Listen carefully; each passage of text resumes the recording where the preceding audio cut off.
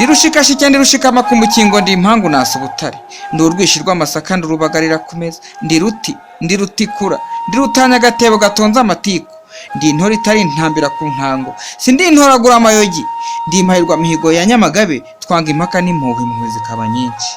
Umuvugo umuganura ni umuco nyarwanda tuwiceze ku gicumbi ntuducike. Mvuga iki rwose ku byo mureba ndetse amahanga yibaza byinshi kubera ibyiza by'umuco wacu tw'abanyarwanda. Nituwicaze ku gicumbi ntuducike. Nteruye intero ngo ntere intambwe mbona iyo ntera ngere ku ntego. Ntebo akanyamuneza n'umuco wacu tw'abanyarwanda. Nituwicaze ku gicumbi ntuducike. Manitse mpanga ntimumpunga impaka n'impuhwa bibura impambi impande zose bavuza impundu.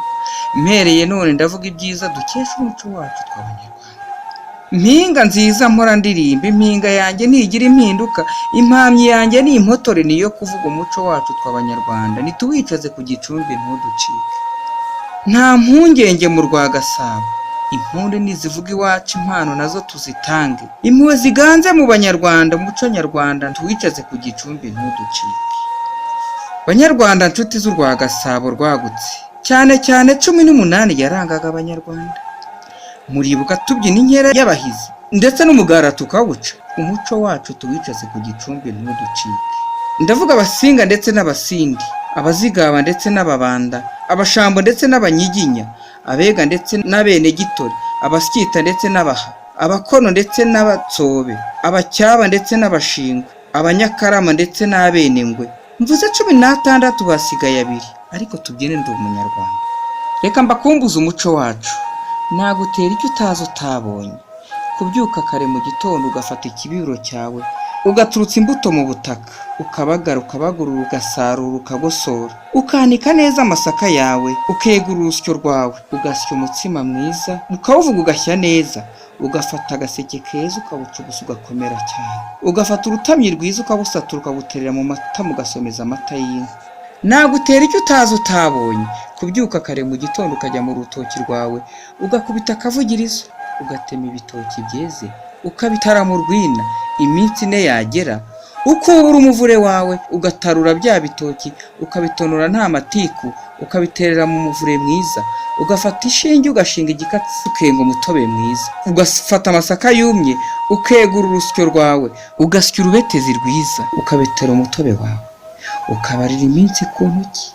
Ufite umugambi w'umuco mwiza ukavunura urwagwa rwawe ugahamagara inshuti zawe ugafata agacuma keza mugasangira umuvunuro. Nagutera icyo utazi utabonye. Kwinika amasaka meza ukayinira ukayasereka ukayakindikira kamera rwose ukayanika kuma neza ukayavuna akavaho imyanda ukegura urusyo rwawe ukarushyigikira rugakomera ugasya ya masaka yawe ugashigisha amarwa meza ugasangira ubwayi n'abanyarwanda. Niwo muganura w'uyu munsi. Nagutera icyo utazi utabonye. Umukobwa w'imico myiza ubyuka kare mu museso agacanira inka z'iwabo umwe yakawufata kare agakubura umuharuro w'iwabo. Umwari ni nyirarangwa arangwa n'imico myiza. Naramubonye ajya guca ubwatsi, naramubonye abuha umusambi, naramubonye ajya guca imyeyo, naramubonye ari gukubura, naramubonye afite igisabo, naramubonye ari mu gucunda, naramubonye n'imonyi nziza, naramubonye yoza ibyansi, naramubonye ari gukamisha, naramubonye abuganiza amata mu byansi. Umuco nyarwanda nituwicaze ku gicumbi ntuducike. Nituwucukumbura utaducika, nituwuvumbika ucumbe mu bacu.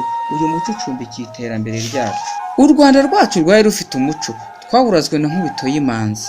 Wacaga ku rugo ukahaka icumbi bakagucumbikira batagucokoje ngo bacukumbura aho ukomoka. Ubwo bakicara bagacunda bakaguhereza igicuba cy'amata bakakugaburira ukarya ugasomera ugasubukura urugendo rwawe ukagera ugiye nta sari.